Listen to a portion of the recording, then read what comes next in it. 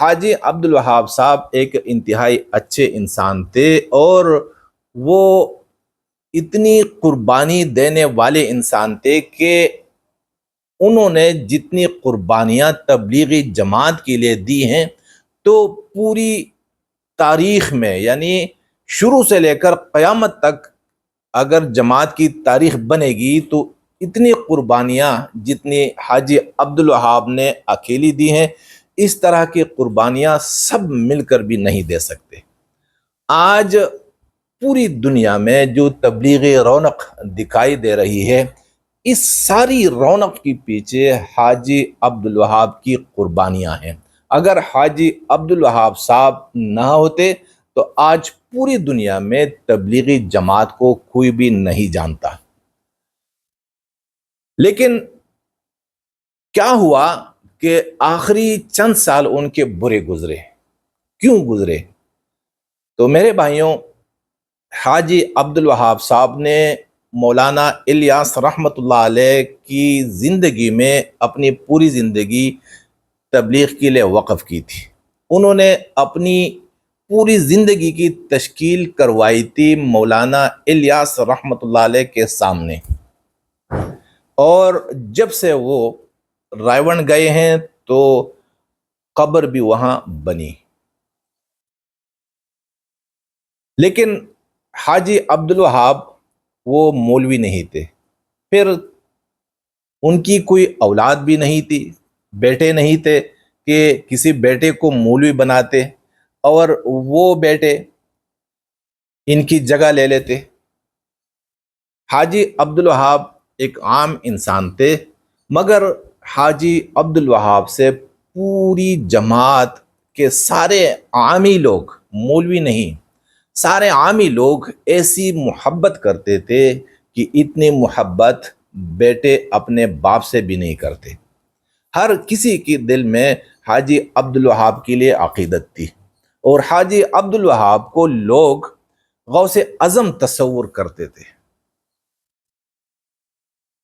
لیکن یہ یعنی جو لوگ بھی حاجی عبد الوہاب کے چاہنے والے تھے وہ مولوی ٹائپ کے نہیں تھے، عام لوگ تھے، اور جتنے بھی مولوی تھے سارے مولوی حاجی عبد الوہاب کے مخالف رہے ہیں، شروع سے لے کر آخر تک۔ اب ان کی زندگی کے ساتھ کیا ہوا، آخری چند سال کیسے انہوں نے گزارے؟ تو انہوں نے آخری چند سال قید میں گزارے، اور ان کی بڑی اہانت کی گئی ہے، یہاں تک کہ مولانا احسان کے ایک بھائی نے حاجی عبد الوہاب کو گالیاں بھی دی اور کہا کہ بڈھے، تمہیں موت کب آئے گی، تم کب مرو گے کہ تبلیغی جماعت ہماری ہو جائے، یہاں تک کہ ان کی توہین کی گئی ہے۔ اس کے علاوہ جب وہ صبح کا بیان دیتے تھے تو عام مجمع میں جا کر ممبر پر بیٹھ جاتے تھے، اور 10 بجے تک صبح کے بیان وہ دیا کرتے تھے۔ لوگ ان سے ملتے بھی تھے، اور ایک عام سی زندگی تھی۔ لیکن پھر ایک ایسا وقت آیا کہ حاجی عبد الوہاب اور عام مجمع کے درمیان کڑی رکاوٹیں کھڑی کی گئیں، اور پھر عام مجمع سے ایک بندہ بھی حاجی عبد الوہاب سے نہیں مل سکتا تھا۔ اگر کوئی زیادہ بھی ملنا چاہتا تو انہیں صرف 5 یا 4 منٹس کے لیے اجازت ہوتی، اور جس طرح وہ دیدار کرتے نا، جیسے وہ دیدار کرتے حاجی عبد الوہاب کی، تو پھر انہیں فوراً وہاں سے بھگایا جاتا تھا کہ چلو بھائی دیکھ لیا، آپ جائیں۔ اسی طرح ان کا رویہ تھا۔ یہ نوبت کیسے آئی؟ کیوں حاجی عبد الوہاب کو قید میں رکھا انہوں نے؟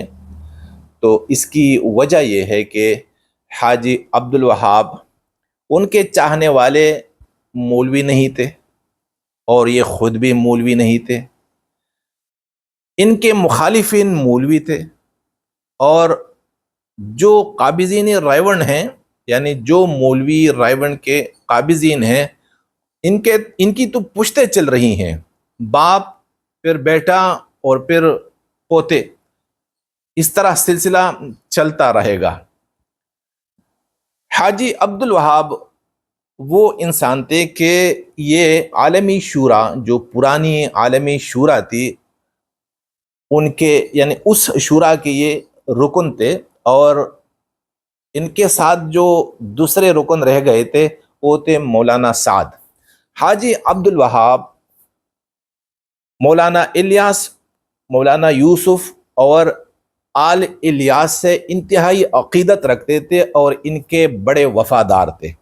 حاجی عبد الوہاب ہر بیان میں مولانا یوسف صاحب کا ذکر کرتے تھے، اور نظام الدین سے وفاداری کی بات بھی وہ کرتے تھے، اور کہا کرتے تھے کہ بھائی نظام الدین سے نہیں کٹنا، آپ ضرور وہاں جائیں اور وہاں کے مشوروں کا اتباع بھی کیا کریں۔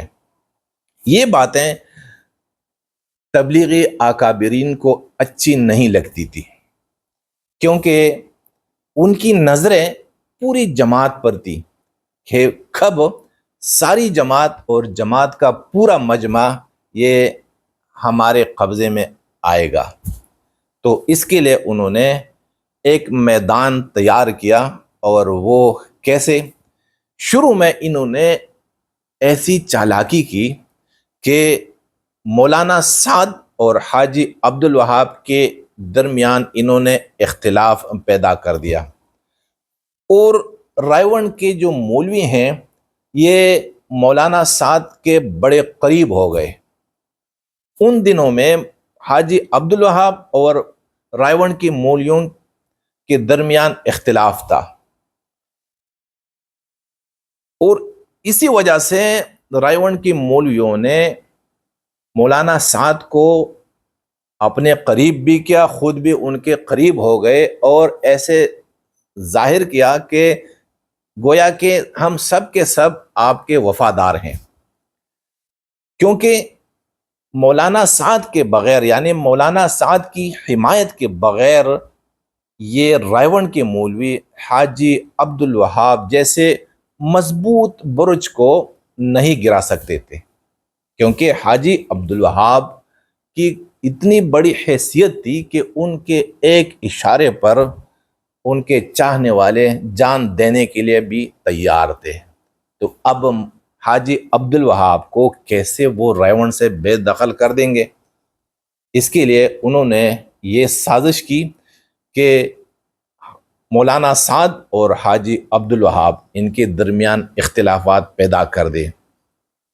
بلکہ میں تو یہ کہتا ہوں کہ ان کے درمیان اختلافات پیدا نہیں کیے گئے، بلکہ مولانا سعد کو بائی وہاب کے مخالف کر دیا، اور ایک بار ایسا بھی ہوا کہ مولانا سعد صاحب اتنے مخالف ہو گئے تھے حاجی عبد الوہاب کے کہ پاکستان آئے تھے اور حاجی عبد الوہاب سے ملے بغیر وہ ہندوستان چلے گئے تھے۔